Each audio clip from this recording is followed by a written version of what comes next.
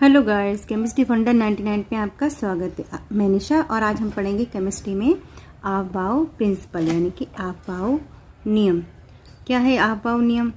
आफ-बाओ किसी भी साइंटिस्ट का नाम नहीं है, यह एक जर्मन भाषा का शब्द है जिसका अर्थ होता है टू बिल्ड अप यानी कि निर्माण करना या फिर बनाना। किसी चीज़ का निर्माण करना या किसी चीज़ को बनाना, क्योंकि ये इलेक्ट्रॉनिक विन्यास संबंधित दिया गया है, इसलिए हम इसको कह सकते हैं कि इलेक्ट्रॉनिक विन्यास बनाना। यानी कि आफ-बाओ एक जर्मन भाषा का शब्द है जिसका अर्थ है इलेक्ट्रॉनिक विन्यास बनाना।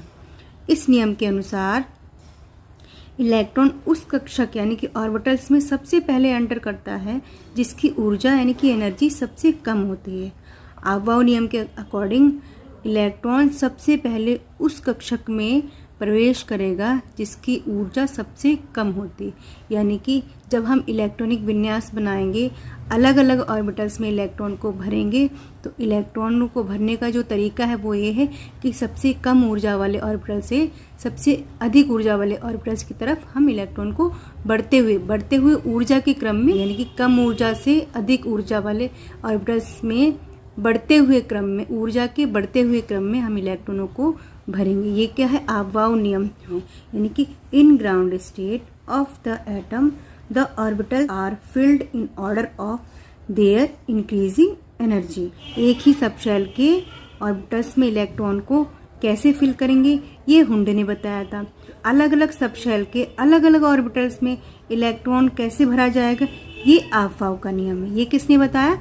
आफ-बाओ ने बताया। जिस ऑर्बिटल की एनर्जी कम होगी उसमें इलेक्ट्रॉन पहले फिल किया जाएगा और जिसमें एनर्जी ज़्यादा होगी उसमें इलेक्ट्रॉन को बाद में फिल किया जाएगा। यानी कि ऊर्जा के ऑर्बिटल्स में ऊर्जा के बढ़ते हुए क्रम में इलेक्ट्रॉन्स को भरा जाता है। किस ऑर्बिटल की एनर्जी कम है और किस ऑर्बिटल की एनर्जी ज़्यादा।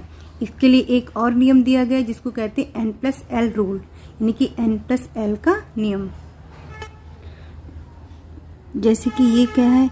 ये हमारा कोई न्यूक्लियस है, ठीक है, कोई किसी एटम का न्यूक्लियस है। इसके चारों तरफ ये क्या है? ये है शेल यानी कि कक्षाएं। इसके चारों तरफ क्या है? इसी में क्या कहते हैं? इलेक्ट्रॉन चारों ओर चक्कर काटते हैं। क्या हमारी शेल है, ठीक।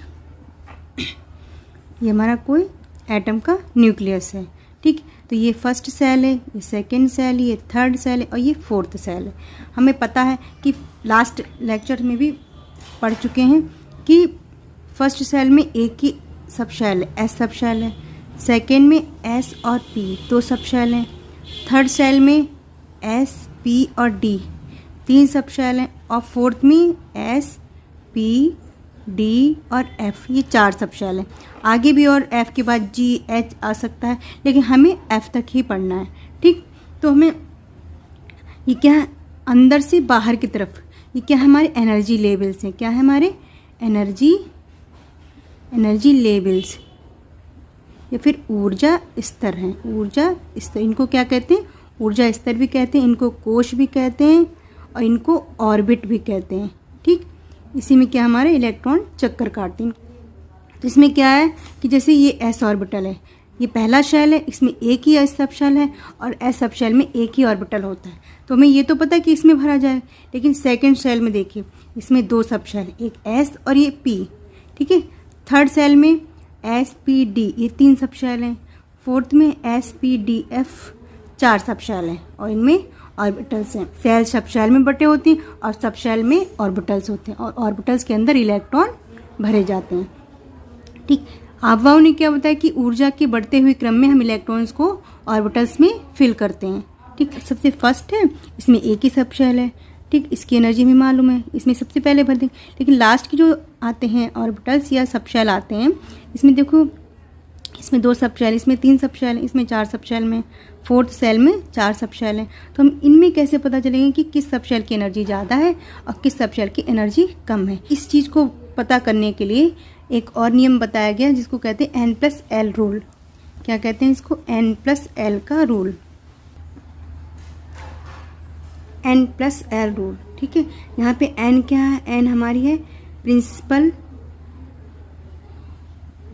प्रिंसिपल क्वांटम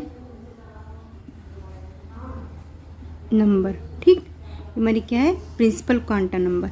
एल क्या है हमारी, जिसे एन क्या है, प्रिंसिपल क्वांटम नंबर, जिसे हम स्मॉल एन से डिनोट करते हैं। और एल क्या है हमारी, एजीम्यूथल क्वांटम नंबर, जिसे हम स्मॉल एल से डिनोट करते हैं। ठीक है, तो एन प्लस एल का रूल, यानी कि इलेक्ट्रॉन पहले उस कक्षक में प्रवेश करेगा जिसकी एन प्लस एल का मान कम होगा। ठीक, इलेक्ट्रॉन पहले उस ऑर्बिटल में एंटर करता है जिसमें एन प्लस एल का मान, यानी कि उसकी वैल्यू कैसी हो, कम हो। ठीक, जैसे कि एग्जाम्पल के थ्रू समझ लेते हैं। जैसे कि 1s ऑर्बिटल होता है, 2s, फिर 2p, 3s, 3p, 3d, 4s, 4p, 4d और 5s। ठीक है, ये ऑर्बिटल्स होते हैं। इनके हम निकाल लेते हैं n प्लस एल की वैल्यू। ठीक, इन ऑर्बिटल्स के लिए हम n प्लस एल की वैल्यू फाइंड आउट कर लेते हैं।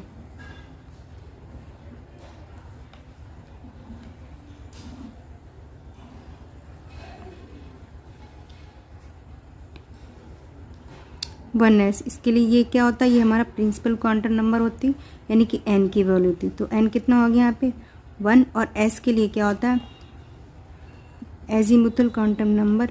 s ऑर्बिटल के लिए 0, p के लिए 1, d के लिए 2 और f के लिए 3 होती है। ठीक, ये हमको पहले भी पता है और हम पहले भी इसको पढ़ चुके हैं। ठीक, azimuthal quantum number s orbital के लिए 0, p के लिए 1, d के लिए 2, f के लिए 3 होती है। ठीक, तो 1s ऑर्बिटल के लिए n का मान तो 1 हो गया, s के लिए क्या हो गया 0। ठीक, s ऑर्बिटल के क्या हो गया 0। इसकी वैल्यू निकालेंगे 1 प्लस 0 इक्वल टू 1। इसकी वैल्यू कितनी आ गई 1। नेक्स्ट इस ऑर्बिटल के लिए n की वैल्यू कितनी है 2, s की वैल्यू कितनी है 0, यानी कि कितना आ गया टोटल 2।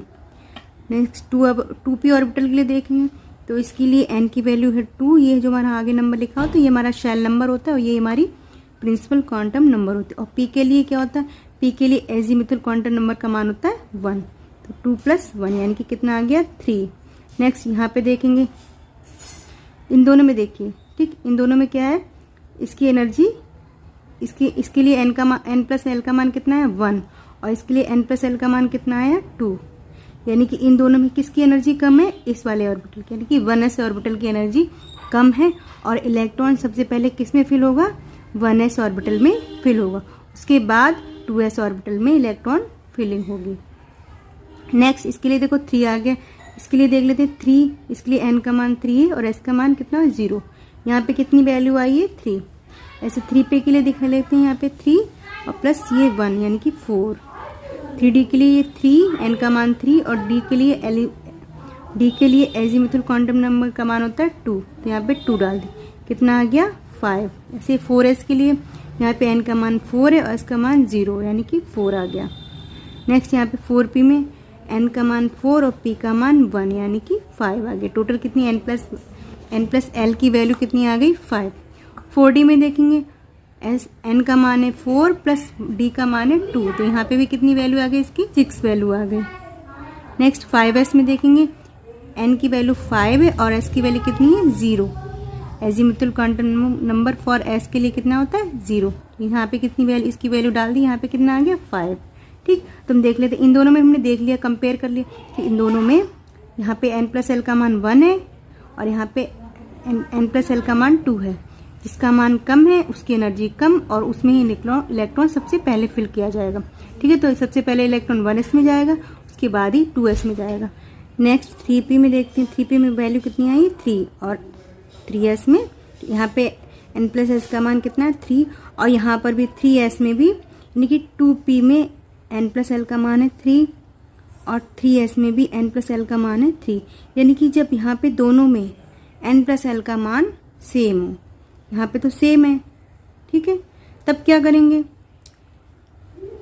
यहाँ पे देखिए 3p और 3d में भी इसमें n प्लस एल का मान 4 है और इसमें n प्लस एल का मान 5 है, यानी कि 4 इसकी वैल्यू कम है, तो सबसे पहले इलेक्ट्रॉन किस में जाएगा? सबसे पहले इलेक्ट्रॉन यानी कि थर्ड सेल में सबसे पहले इलेक्ट्रॉन 3s में जाएगा, फिर 3p में जाएगा, फिर 3d में जाएगा। यहाँ पे क्या देखें कि 2p और 3s जब n+l की वैल्यू दोनों जगह सेम हो तब किस ऑर्बिटल में इलेक्ट्रॉन सबसे पहले प्रवेश करेगा, यानी कि सबसे पहले एंटर करेगा। इसके लिए एक और रूल दी गई जिसे आइए देखते हैं। जब दो कक्षकों यानी कि ऑर्बिटल्स में n+l की वैल्यू सेम हो, ठीक है, सेम हो, तो इलेक्ट्रॉन उस ऑर्बिटल में एंटर करता है जिसमें n का मान यानी कि प्रिंसिपल क्वांटम नंबर की वैल्यू कम हो। एग्जाम्पल में हम 2s और 3p ले लेते हैं। यहाँ पे n की वैल्यू कितनी है 2 और यहाँ पे n की वैल्यू कितनी है 3। तो यहाँ पे ये वाली यानी कि 2s की वैल्यू n की वैल्यू कम है इस वाले से, 2s की एनर्जी कम है 3p से, ठीक। तो सबसे पहले इलेक्ट्रॉन किस में एंटर करेगा? 2s ऑर्बिटल में एंटर करेगा, बाद में 3p में जाएगा। इसका एक और एग्जाम्पल 3p और 4s, ठीक है, 3p और 4s, इसमें भी n+l का मान कितना है? 3 + 1 = 4 और यहाँ पर भी n+l का मान कितना है? 4 + 0 = 4। दोनों जगह 4 सेम आ रहा है। अब इन दोनों ऑर्बिटल्स में किस ऑर्बिटल की एनर्जी कम है और किस ऑर्बिटल की एनर्जी ज़्यादा है, यानी कि इलेक्ट्रॉन सबसे पहले किस ऑर्बिटल में फिल किया जाएगा। इसके लिए हम क्या करेंगे? n की वैल्यूज़ को देखते हैं। n यहाँ पे कितना है? 3 है और यहाँ पे n कितना है? 4 है। इसकी n की वैल्यू कम है, यानी कि ऑर्बिटल में इलेक्ट्रॉन सबसे पहले 3p में भरा जाएगा, उसके बाद में 4s में, यानी कि सबसे पहले इलेक्ट्रॉन यानी कि इस वाले ऑर्बिटल की 3p की एनर्जी कम है और इलेक्ट्रॉन सबसे पहले इसमें फिल किया जाएगा और बाद में 4s में, ठीक। ये बात समझ में आएगी। इन्हीं सब ऑर्बिटल्स को ऊर्जा के बढ़ते हुए क्रम में अरेंज किया गया है, जिसे आप वाउ ग्राफ कहते हैं। आइए